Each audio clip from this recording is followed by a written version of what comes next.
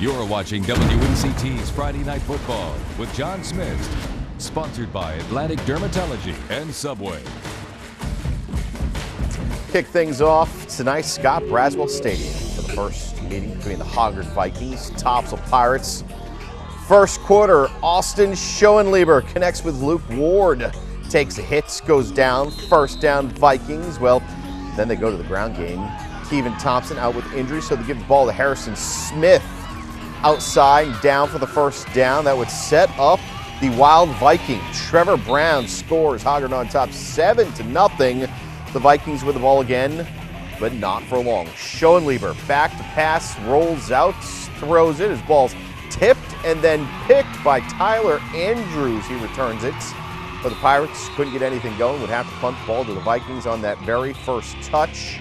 The Vikings would give the ball to Trevor Brown. And, well, the big fella is going to take this one 54 yards for number 34. Just like that, it was 13-0 Vikings, and they never looked back. They go on to win by the final tonight, 33-0, Week 7. Hoggard at New Hanover. Topsail, they play host to Ashley. With that, I welcome you to Friday Night Football. I'm your host, John Smith. Week 6 of the high school football season in the books. We have officially hit the midway point, and with non-conference parts of the season's mostly done, time to jump into league play. Tonight in Bucktown, Laney and West Brunswick facing each other for the 13th straight year, but as conference rivals, first time since 2008, our own Ben Powell was in Bucktown tonight. Ben? Well, John, Laney has struggled to generate consistent offense this season. After 6 touchdowns in the first half of the season opener, the Bucks have only scored 4 touchdowns in the past 3 games. What bodes well for them that the visiting Trojans have had their share of defensive problems, having lost 4 in a row, but hoping to turn things around on the road. And we pick things up at the start of the second half. Bucks leading by 2 touchdowns, and the opening kickoff is wild. Sean Hewitt feels it deep in his own territory, then fumbles around the 40-yard line. The ball gets bounced around. Finally, it's picked up by Tavon Stanley, who gets it into Laney territory. That sets himself up for a 3-yard touchdown run, and West Brunswick is hanging tough. 21-14 Laney. Now Dylan Darguzis was out. That means the backup quarterback is in, and now he's down. The entire Laney team sacks him. So Laney will take over. Well, actually, that would set up a punt on 4th down, and it's blocked. Number 15, Martin Hunter, takes it to the house for the score, and the crowd and the bench is going wild. Laney takes this one by a final score, 34-20. Week 7, Laney is at South Brunswick. West Brunswick is off. Injuries have been the Achilles heel for the Ashley Screaming Eagles this season. Senior Anthony Andrews tore his ACL last week, and it's an emotional night for him, having to watch his team as they play host to South Brunswick. And South Brunswick got things going early. Cole Blackburn finds his receiver Nicholas Beecroft for a 50-yard gain, but they didn't get any points on that. Ashley would take over on the attack. Chris Kane up the middle, and boom!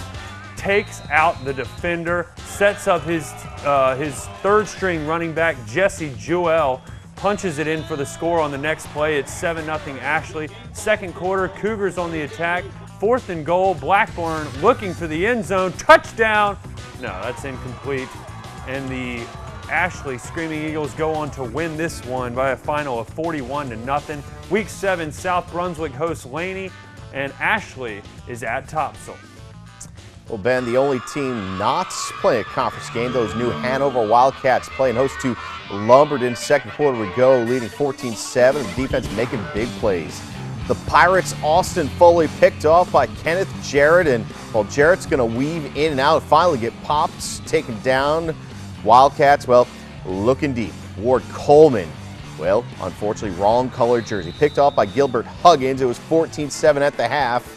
We go to the third quarter. Wildcats, well, to get the offense going. Ramon Simpson up the gut, powers his way for the first down. Just a few plays later, it's Coleman to Travis Holiday. Picks up big yardage, but even more coming, because right there, face mask, flag, 15 yards. In the very next play, it's Coleman with the darts to Garrett Walton for the touchdown. Extra point, no good. I made it 20-7. Wildcats offense a little slow tonight, but they do pick up the victory. They win 26-14. The big showdown next week, Week 7. New Hanover plays host to Hoggard. Welcome back to Friday Night Football. James Keenan, number one 1A team in the States. Tigers playing host to 4-1 Princeton. First quarter, Jaquan Williams, 11-yard run. James Keenan, Tigers on top 7-0. First quarter still 3rd and 12, and the quarterback Dominic Barnes back to pass, and well, it's a 28-yard catch and then scamper. Jaquan Williams down to the Princeton 36-yard line. That would set up another Williams touchdown. Number 7 going in for 6. The extra point good, and just like that, the Tigers on top 14-0. To the second quarter we go.